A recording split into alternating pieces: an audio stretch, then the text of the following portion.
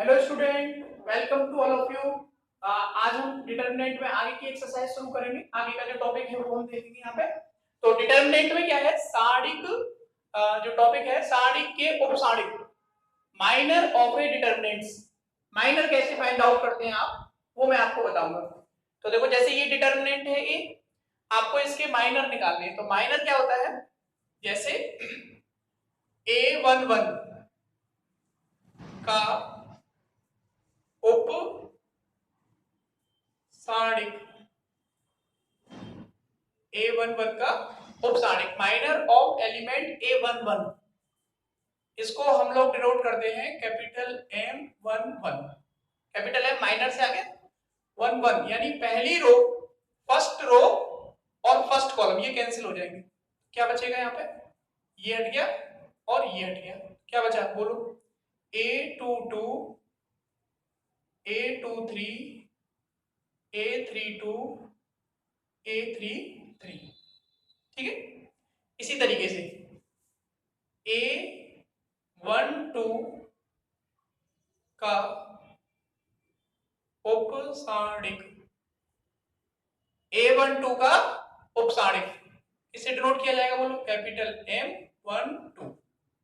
क्या कटेगा इसमें, फर्स्ट रो और second column, first row second column. तो ये फर्स्ट रो हट गया और ये सेकंड कॉलम, तो क्या बचे, ये दो बचे और ये बचे, यानी आएगा A21, A31, A23, A33। ठीक है भाई। नेक्स्ट A13 का उपसारणिक, कैपिटल M13 से डिनोट किया जाएगा। ये फर्स्ट रो और थर्ड कॉलम, तो ये दो बचेंगे और ये दो बचेंगे। क्या आएगा बोलो, A21, A31, A22, A32। Next element A21 का उपसारणिक, माइनर ऑफ एलिमेंट A21 कैसे डिनोट करेंगे आप, कैपिटल M21। 21 का मतलब हो गया सेकंड रो, ये वाली सेकंड रो और फर्स्ट कॉलम, तो ये दो बचे, बोलो A12, A32, A1 second row और first column, A13, A33। Next इसी तरीके से A22 का उपसारणिक, माइनर ऑफ एलिमेंट A22 किसे डिनोट करोगे, कैपिटल M22। क्या कैंसिल होगा, सेकंड रो, ये वाली सेकंड रो और second column, second row second column, क्या बचेगा A11, A31, A11, A31, second row और सेकंड कॉलम, ये बचेगा A13, A33। नेक्स्ट एलिमेंट है A23 का उपसारणिक, minor of element 23 equal to second row, ठीक है, सेकंड रो और थर्ड कॉलम, तो ये दो बचे और ये दो बचे, यानी A11, A11, A31, A12, A32। ठीक है। नेक्स्ट A31 का उपसारणिक, यानी minor of the element 31, M31, third row, ये थर्ड रो हो गई आपकी, ठीक है, और ये first column, third row first column, ये कैंसिल होंगे, ये दो एलिमेंट बचेंगे। और 2 ये बचेंगे, यानी कि A12 A22 A13 A23।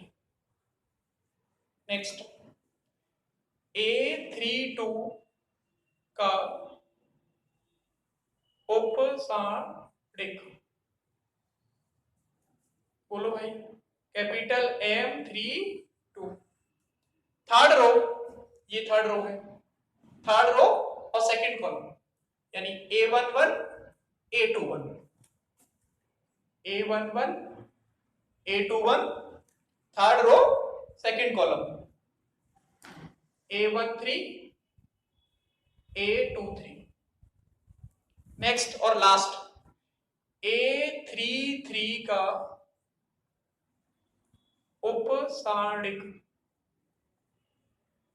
Minor of the element A33, capital M33 equal to third row, ये थर्ड रो है, और थर्ड कॉलम, ये थर्ड कॉलम, क्या बचेगा A11 A11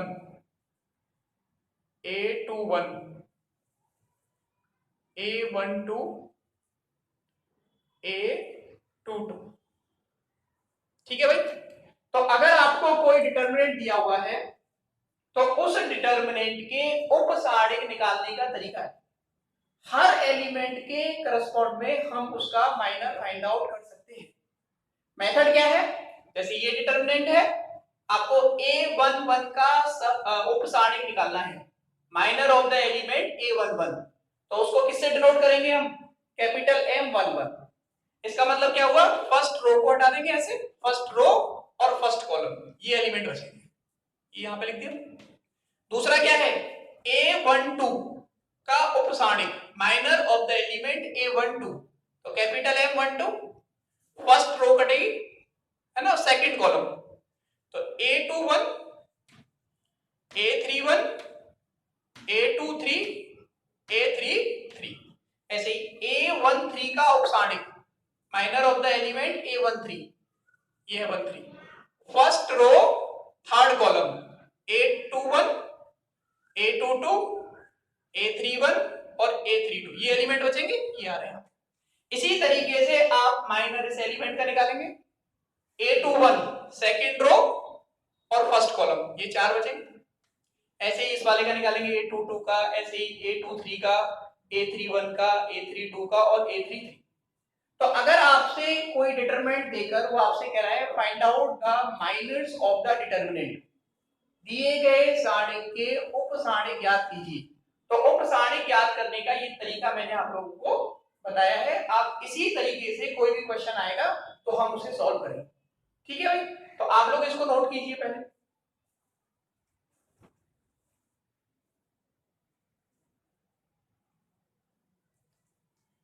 नेक्स्ट देखिए आप लोग, सारणिक के सहखंड, cofactor of a determinants, determinant के कोफैक्टर निकालना। अभी मैंने आपको क्या सिखाया था, माइनर निकालना, अब मैं आपको क्या सिखा रहा हूं, कोफैक्टर निकालना।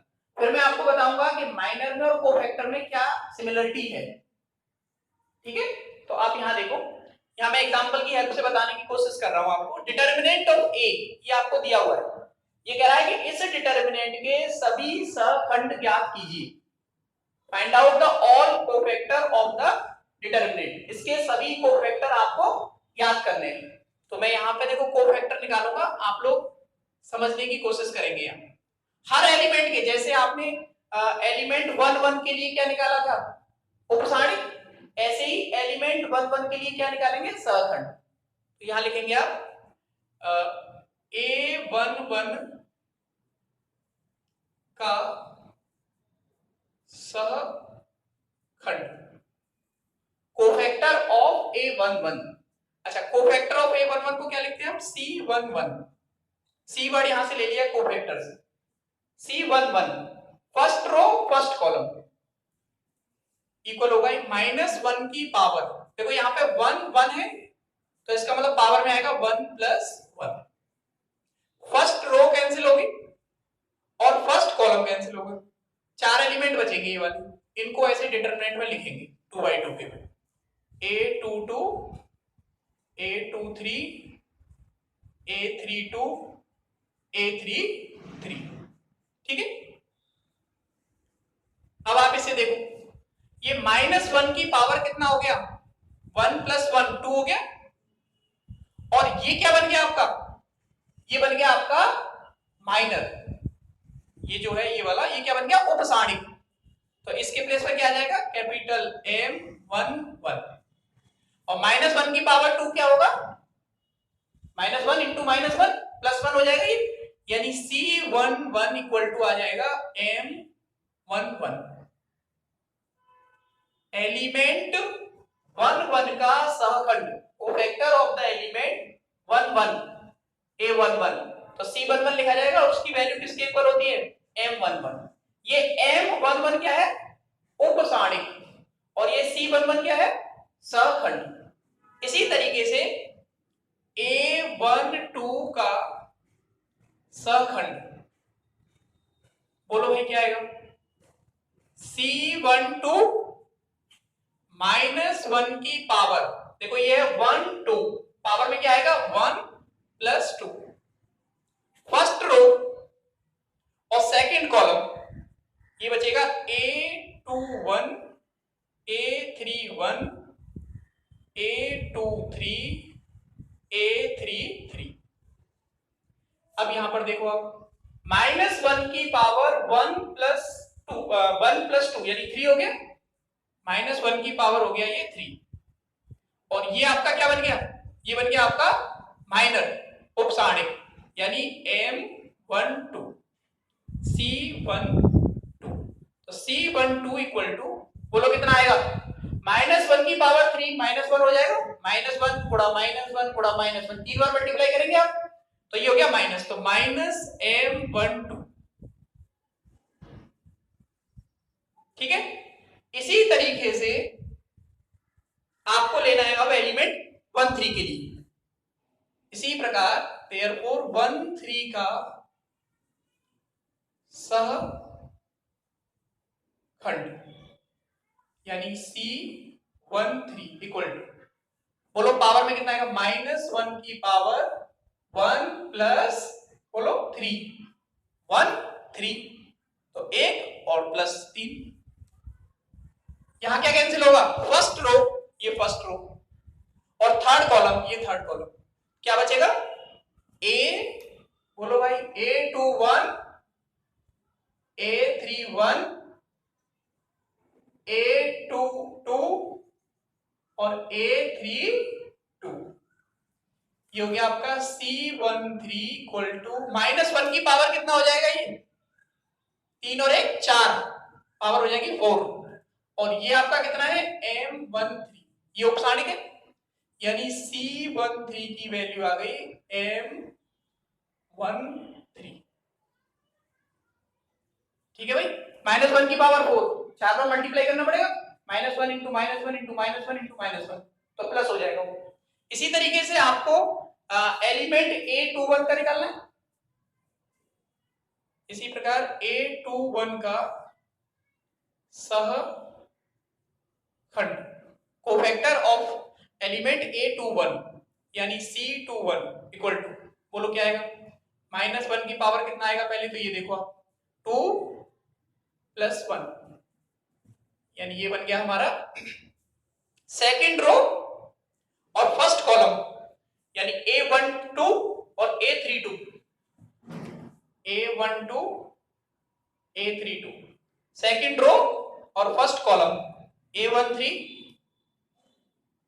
A33, ठीक है, यानी कि C21 इक्वल टू है -1 टू द पावर 2 + 1 यानी 3 इंटू कैपिटल M21 माइनर आई, यानी C21 इक्वल टू आ गया -1 की पावर 3, 3 बार मल्टीप्लाई करोगे माइनस होगा, -M21, ठीक है भाई। तो इस तरीके से आप यहां पर दिए हुए डिटरमिनेंट के कोफैक्टर्स निकाल सकते हो, किसी भी एलिमेंट के करस्पॉन्ड में आपसे कोफैक्टर पूछेगा तो आप उसको निकाल के बता सकते हो कि सर ये कोफैक्टर आएंगे, जैसे अभी देखो मैंने अभी 21 का लिया है, इसी प्रकार आगे चलो नेक्स्ट,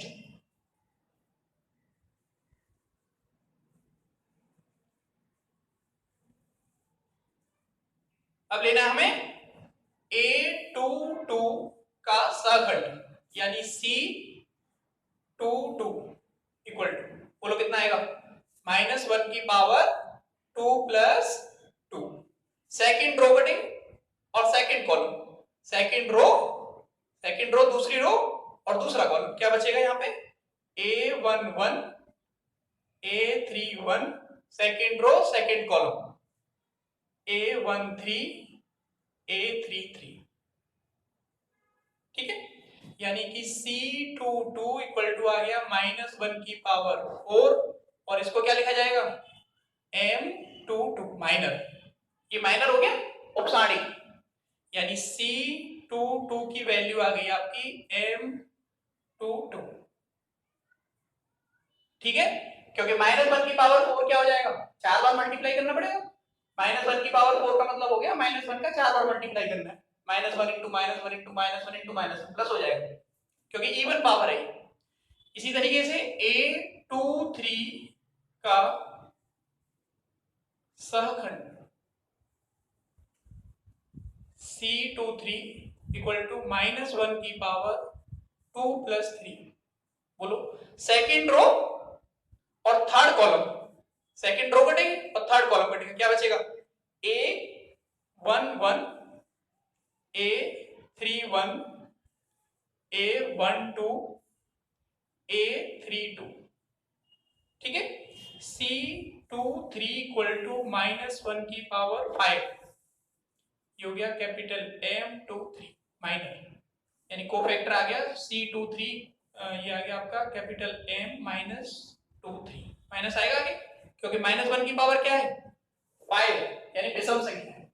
अगर -1 की पावर 5 है तो 5 बार मल्टीप्लाई करना पड़ेगा, तो अगर सम संख्या होती है तो प्लस हो जाता है और अगर विषम होती है तो माइनस हो जाता है, तो माइनस लग जाएगा आगे M23, तो C23 equal to -M23। Next चलिए,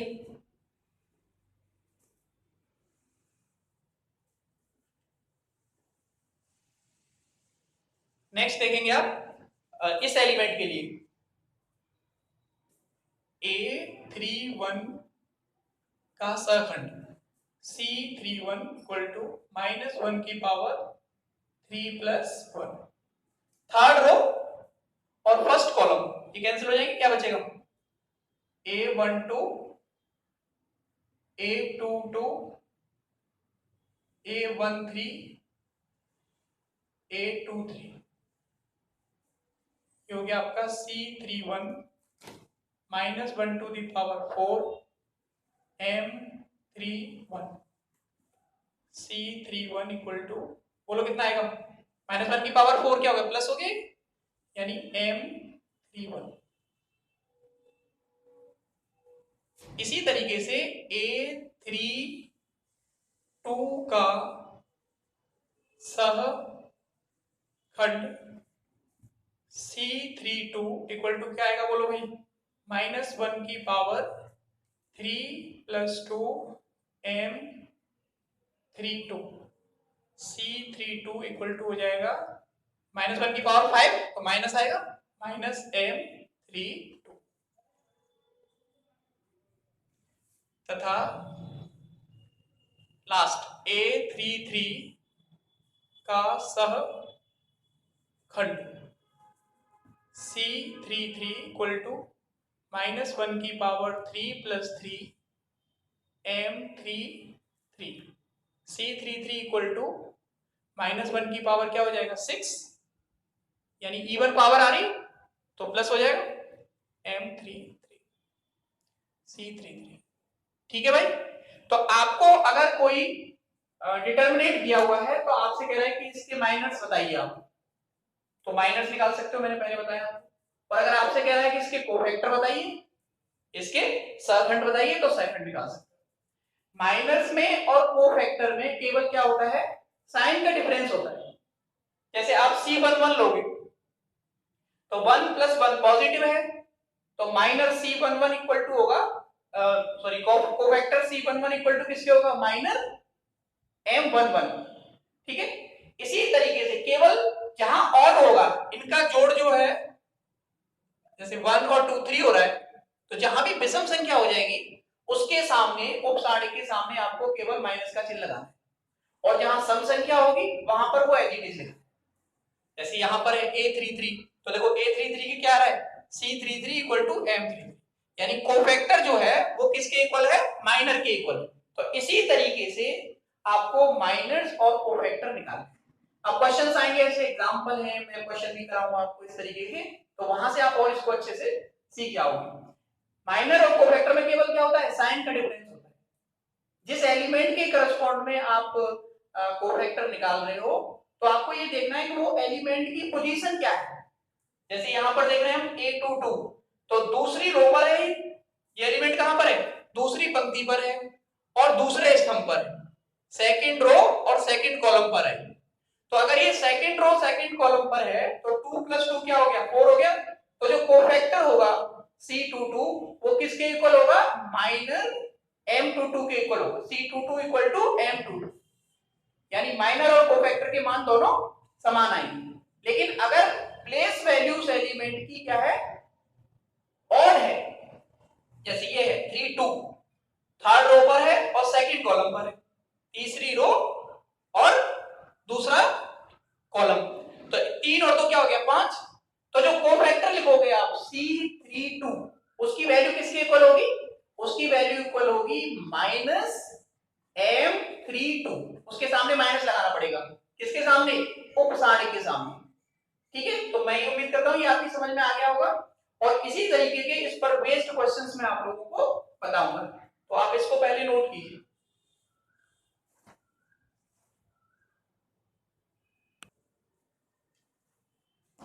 नेक्स्ट देखिए आप लोग, टॉपिक है सारणिक का प्रसार, एक्सपेंशन ऑफ डिटर्मिनेंट। अच्छा, डिटर्मिनेंट का एक्सपेंशन करना मैंने अभी पहले आपको बता दिया है, इससे प्रीवियस लेक्चर को आप देखना, उसमें मैंने बताया है। लेकिन यहां पर भी मैं आपको बता रहा हूं कि अगर मान लो आपको कोफैक्टर दे दे, वो कैसा, ये कोफैक्टर्स हैं, और आप इस डिटर्मिनेंट का एक्सपेंशन वैल्यू बताएंगे, एक्सपेंड करने के बाद जो रिजल्ट आएगा वो क्या आएगा। या आपको माइनर दे दे, सब ये माइनर से, माइनर समझ रहे हो आप, माइनर मतलब उपसारणिक, और कोफैक्टर मतलब सहखंड। तो जो भी चीज दोनों में से, चाहे कोफैक्टर दे दे चाहे माइनर दे दे, और आपसे कहे कि साहब इस एक्सपेंशन की वैल्यू बताओ, तो आप उसकी तरीके से भी याद कर सकते हो। एक तो तरीका है ही एक्सपेंशन करने का, तरीका वही है, केवल आपको माइनर और कोफैक्टर के टर्म में इसको लिखना है। जैसे ये है, जब आप इसे एक्सपेंड करोगे तो कैसे एक्सपेंड करते हो आप, पहले ये वाला एलिमेंट से करते हो, A11 फर्स्ट रो और फर्स्ट कॉलम, क्या आएगा, A22 बचेगा, ये बचेगा और ये बचेगा, A23 बचेगा, A32 और A33। पहला एलिमेंट क्या होता है प्लस, दूसरा क्या होता है माइनस, A12, ये इसमें क्या होगा, फर्स्ट रो और सेकंड कॉलम क्या बचेंगे, A21, A31, A23 और A33, फिर प्लस A13, ये फर्स्ट रो थर्ड कॉलम क्या आएगा, A21, ये और ये वाला और ये, यानी A21, A31, A22 और A32। अच्छा, मैंने अभी आपको बताया था ये क्या है, ये कोफैक्टर है, यानी A11, और इसको क्या लिखेंगे आप, C11 प्लस A12, माइनस है वैसे, लेकिन माइनस इस पूरे की, माइनस के साथ इस वाले की क्या वैल्यू होगी, C12, कोफैक्टर हो गया ये सहखंड, क्योंकि 1 2 ऑड है, तो जो माइनस इस पूरे की वैल्यू C12 की वैल्यू क्या होती है, माइनस, और ये आता है अंदर वाला, ये जो लिखा हुआ, ऐसे ही आगे प्लस A13 इनटू में क्या आएगा बोलो, C13। तो अगर आपको कोफैक्टर पता है तीन, और ये तीन एलिमेंट पता है, तो इनकी वैल्यू रख देंगे, A11 की वैल्यू यहां रखेंगे, C11 की यहां पर, A12 की यहां पर, C12 की यहां पर, A13 की यहां पर और C13 की यहां पर, और इसको पूरे को कैलकुलेट करेंगे तो रिजल्ट आ जाएगा। ठीक है। अच्छा, अगर माइनर के केस में लिखना है, माइनर के केस में लिखना है तो कैसे लिखा जाएगा, A11 इनटू C11 किसके इक्वल होता है, C11 इक्वल होता है M11, अभी बताया मैंने आपको, तो इसके प्लेस पे क्या होगा M11 प्लस A12। अच्छा, C12 किसके इक्वल होता है, C12 इक्वल होता है माइनस M12 के, तो यहाँ माइनस आना चाहिए, प्लस है यहाँ पे, तो क्या हो जाएगा ये minus into M12 plus A13 C13 किसके इक्वल होता है बोलो, M13 के, क्योंकि 1 प्लस 3 4 होगा, इवन है ये सम है, तो सम है तो प्लस आएगा इंटू M13। अभी बताया मैंने आपको ये चीज। तो अगर आपको इस तरीके से 3 कोफैक्टर दिए हैं और 3 एलिमेंट दिए हैं और आपसे कह रहा है कि साहब इस डिटरमिनेंट का मान बताइए, तो इस फॉर्मूले से बता दें। अगर आपको 3 माइनर दिए हैं और ये 3 एलिमेंट दिए हैं और आपसे कह रहा है find out the value determinant, इस डिटरमिनेंट का मान बताइए आप, तो उसका मान ज्ञात करने के लिए आपको ये वाला फॉर्मूला यहाँ पे इसके लिए A11 की वैल्यू यहाँ M11 की, यहाँ पर A12 की, यहाँ M12 की, यहाँ पर A13 की और यहाँ पर M13 की वैल्यू पुट करेंगे, मल्टीप्लाई करेंगे, उसको प्लस कर लेंगे, आंसर है। ठीक है, तो अगर डिटरमिनेंट का सीधा एक्सपेंशन करना है तो यहां से करेंगे, ये लिखा जाएगा इसका मल्टीप्लाई इधर और इसका इधर। जब आप इसका इधर मल्टीप्लाई करोगे प्लस, और जब इधर से इधर मल्टीप्लाई करते हैं तो माइनस लगाते हैं, ऐसे इसका कर देंगे, ऐसे इसका। ये 2/2 के डिटरमिनेंट है, इनका एक्सपेंशन कर दोगे तो एक्सपेंडेड वैल्यू ऑफ डिटरमिनेंट आएगा। मैट्रिक्स के केस में, मैट्रिक्स जो होता है उसमें एक्सपेंशन नहीं करते हम, क्योंकि मैट्रिक्स क्या है, एक रिप्रेजेंटेशन है, कुछ वस्तुओं को, संख्याओं को पंक्ति तथा स्तंभ के रूप में व्यवस्थित करके लिखना, एक संरचना बनाना, वो संरचना हमारा क्या है, आव्यूह है। और डिटरमिनेंट में क्या होता है कि जितने भी वर्ग आव्यूह होते हैं उनके डिटरमिनेंट बन सकते हैं। और डिटरमिनेंट का क्या हो सकता है, प्रसार, विस्तार, प्रसार या एक्सपेंशन, एक ही बात है तीनों। तो उसका एक्सपेंशन करते हैं हम, एक्सपेंशन करके उसकी एक यूनिक वैल्यू हमें प्राप्त होती है। यूनिक मतलब अद्वितीय मान आता है, उसका एक रिजल्ट आता है कि साहब ये साढ़े का मान ये है। तो एक तो तरीका होता है कि आप एक्सपेंशन की हेल्प से करो, जब आप आगे की एक्सरसाइज में चलोगे तो वहां प्रॉपर्टी की हेल्प से भी हम डिटरमिनेंट की वैल्यू फाइंड आउट करते हैं, वो मैं आपको सिखाऊंगा। अभी फिलहाल में जो मैंने बताया है इसको आप सीखने की कोशिश कीजिए। तो ये जो मैंने लिख दिया है इसको आप पहले नोट कीजिए कॉपी में, फिर मैं आपको एक्सरसाइज 4.1 के क्वेश्चंस कराऊंगा। अभी एक तो क्वेश्चन मैं कराऊंगा, फिर आप एग्जांपल क्वेश्चंस जो भी आपसे हो जाए उनको करने की कोशिश करेंगे। ओके, तो नोट करो इसे।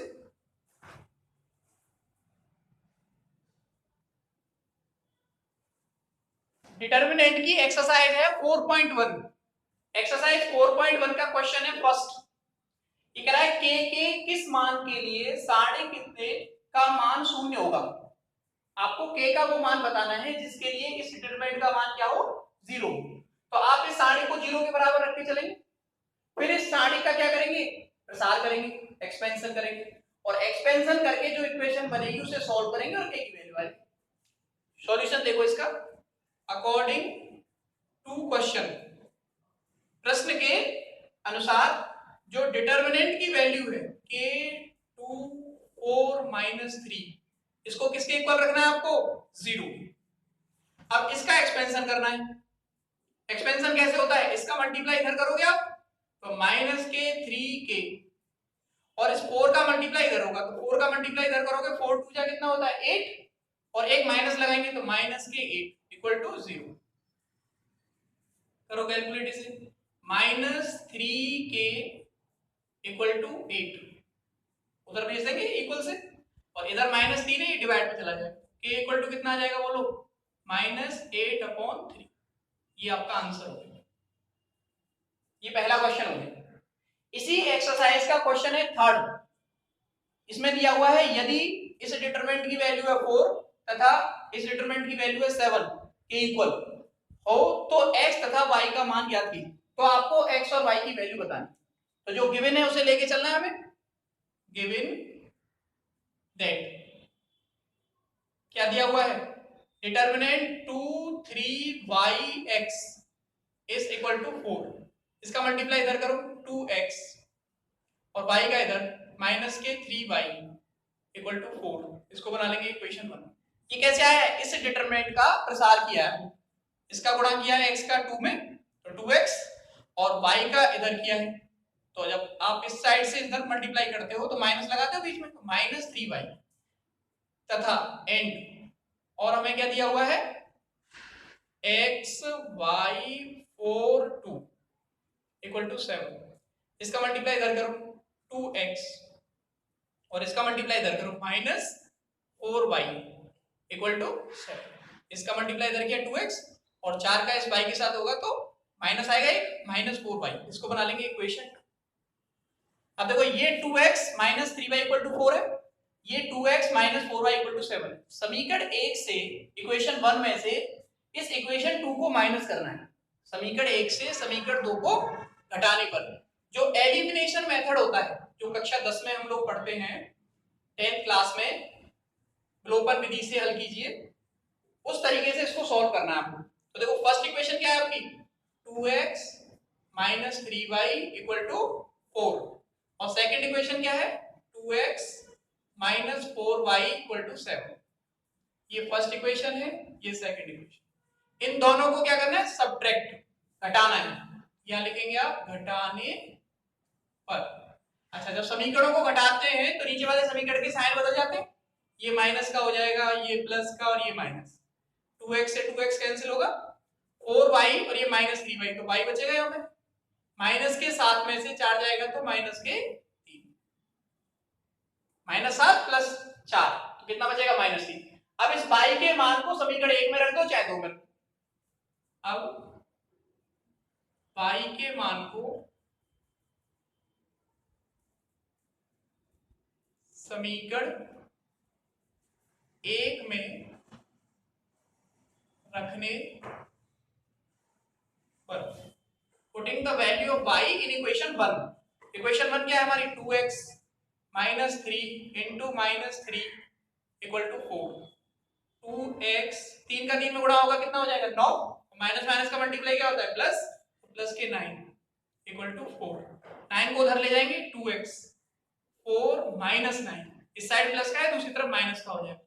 9 में से 4 कम होगा तो माइनस के कितना बचेगा 5, इधर है 2x, तो x इक्वल टू कितना हो गया भाई, इस 2 का डिवाइड हो जाएगा ना, तो माइनस के 5/2, ये x की वैल्यू, ये y वैल्यू है, ये x की वैल्यू, ये हमारे आंसर। ठीक है भाई, तो ये एक्सरसाइज 4.1 के दो क्वेश्चन, पहला और तीसरा मैंने आपको बता दिया, बाकी क्वेश्चन मैं आपको कल कराऊंगा। और इन दोनों क्वेश्चन को आपको पेयर में करना है, और एग्जाम्पल जो इस एक्सरसाइज से पहले दिए हुए हैं बुक में हमारी में, उनको करने की कोशिश करनी है सभी विद्यार्थियों को। कोई बहाना नहीं बनाना है, आपको जो मैं बता रहा हूं उसी तरीके से पढ़ाई करनी। ठीक है, ओके, तो करो इसे नोट।